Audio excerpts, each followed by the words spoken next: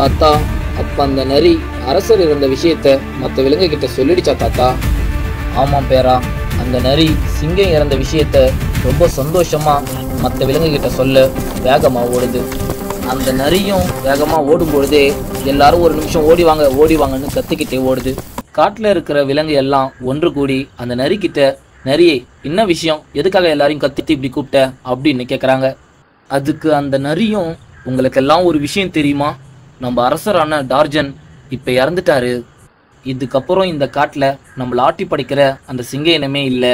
இருக்கிற அந்த கடைசி சிங்கமும் ஒரு குட்டி சிங்கம். ஆனால் அரசர் கடைசியாக இறக்க போகிறதுக்கு முன்னாடி ஏதோ ஒரு விஷயத்த சொன்னார்.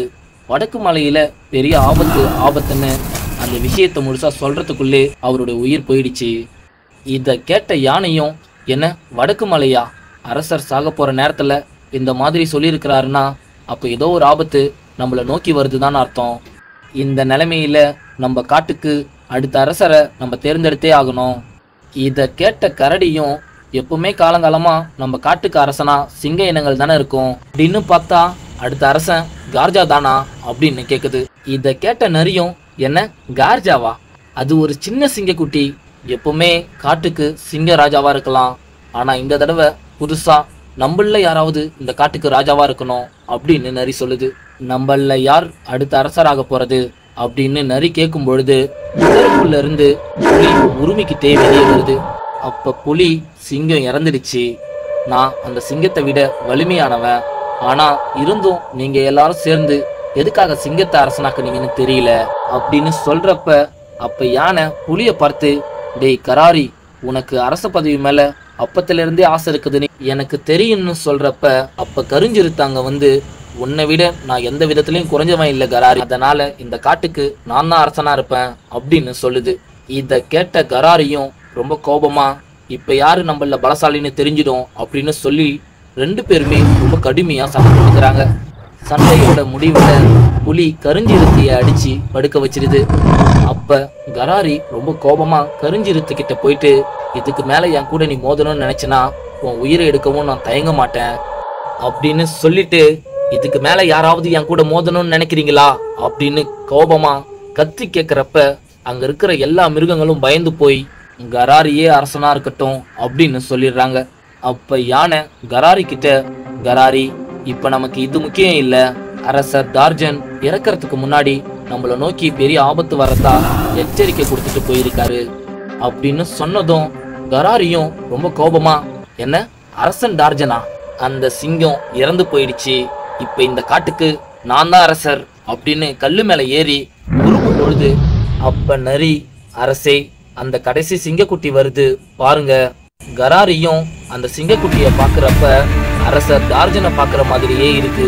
இவன் வளர்ந்தானா அவங்க அப்பன மாதிரியே இவனும் அரசனாகணும்னு வந்து நிற்பான் அப்படின்னு நினைச்சு, ஏய் சிங்கக்குட்டியே, இப்பதான் ஒரு விஷயம் கேள்விப்பட்டேன், உங்க அப்பன் இறந்துட்டானாமே, அப்படியே பார்க்க உங்க அப்பன மாதிரியே இருக்கிற, இப்ப இந்த காட்டுக்கு நான் தான் அரசன் அப்படின்னு சொல்லுது. இதை கேட்ட கார்ஜாவும், புதிய அரசருக்கு நான் தலை வணங்குறேன் அப்படின்னு சொல்லி தலை வணங்குது. ஒரு அரசனா நான் சொல்ற உனக்கு முதல் கட்டளை, இந்த காட்டுல இருக்கிற எந்த விலங்கா இருந்தாலும் அந்த விலங்குக்கு நீ தான் எடுபடி வேலை செய்யற, அப்பதான் உன்னால நிறைய விஷயம் கத்துக்க முடியும் அப்படின்னு சொல்லுது. இதை கேட்ட கார்ஜாவும், சரிங்க அரசே அப்படின்னு சோகமா சொல்லுது. இதோட இந்த கூட்டம் கலையிட்டோம் அப்படின்னு சொல்லிட்டு எல்லாருமே அவங்கவுங்க இடத்துக்கு போறாங்க. எல்லா விலங்குகளும் போறப்ப பாறை மேல கார்ஜா மட்டும் தனியா சோகமா உட்காந்துட்டு இருக்கு. இத பார்த்த யானையும் கார்ஜா கிட்ட போறப்ப, அப்ப கார்ஜா, சொல்லுங்க பல்லேரி, உங்களுக்கு ஏதாவது வேலை செய்யணுமா அப்படின்னு கேக்குது. ஏன்பா, ஒரு சின்ன சிங்கக்குட்டிய எடுபடி வேலை வாங்குற அளவுக்கு என் மனசு ஒன்றும் கல் நெஞ்ச மனசு கிடையாதுப்பா. காட்டுக்கு அடுத்த அரசனாக வேண்டிய நீ இப்ப மற்ற விலங்குகளுக்கெல்லாம் எடுபடி வேலை செய்ய போறேன்னு நினைச்சு உனக்கு கொஞ்சம் கூட கஷ்டமா இல்லையா அப்படின்னு கேக்குது. அதுக்கு கார்ஜாவும், அப்பா இறக்கிறதுக்கு முன்னாடி சில விஷயங்கள் சொன்னாரு, யாரு அரசர் ஆனாலும் அவங்க பேச்சை மதிச்சு அவங்க கூடவே இருக்கணும்னு அப்பா சொல்லியிருக்கிறாரு. அப்புறம் இன்னொரு விஷயமும் சொன்னாரு, உண்மையான அரசன்னா தன்னை நம்பி வந்தவங்களுடைய உயிருக்கு சின்ன ஆபத்தா இருந்தாலும் தன்னுடைய உயிரை விடவும் தயங்கக்கூடாதுன்னு சொன்னாரு. கராரியும் பார்க்கறதுக்கு ரொம்ப வலிமையானவர் மாதிரி தான் தெரிகிறாரு. இப்ப இந்த காட்டுக்கு கராரி தானே அரசர், அப்ப அவர் சொன்னதை நான் கேட்டுதானே ஆகணும். அப்ப பல்லேரியும் கராரி வலிமையானவன் தான், ஆனா ரொம்ப சுயநலமானவன். அவன் விஷயத்துக்காக மற்றவங்க உயிரையும் எடுக்கவும் அவன் தயங்க மாட்டான் அப்படின்னு சொல்லிட்டு அந்த இடத்த விட்டு கிளம்புது. அப்ப கார்ஜாவும் ரொம்ப சோகமா, பல்லேரி, நான் உன்னை கேட்டா தப்பா நினைச்சுக்க மாட்டீங்கல்ல, இத்தனை நாள் எங்க அப்பா என் கூட இருந்தாரு. பசிக்குதுன்னு நான் சொல்றப்ப எனக்கு உணவு எடுத்துட்டு வந்து கொடுப்பாரு. இப்ப எங்க அப்பா இல்ல, ஆனா எனக்கு ரொம்ப பசிக்குது.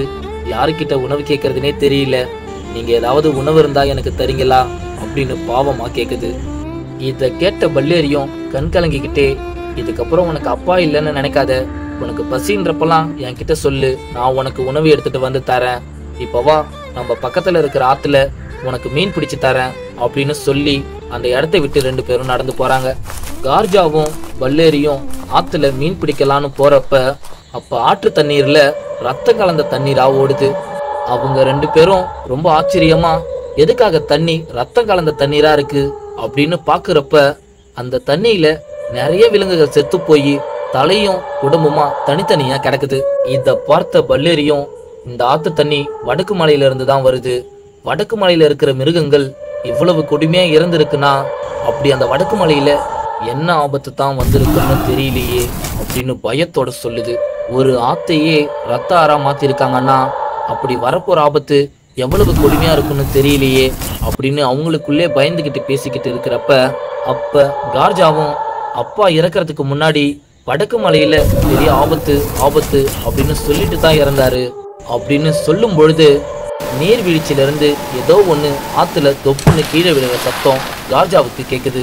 அந்த சத்தத்தை கேட்ட கார்ஜாவும், பல்லேரி, யாரோ கத்திக்கிட்டே ஆத்துல விழுந்த மாதிரி சத்தம் கேக்குது, வா ஓடி போய் பார்க்கலாம் அப்படின்னு சொல்லி அவங்க 2 பேரும் ஓடுறாங்க.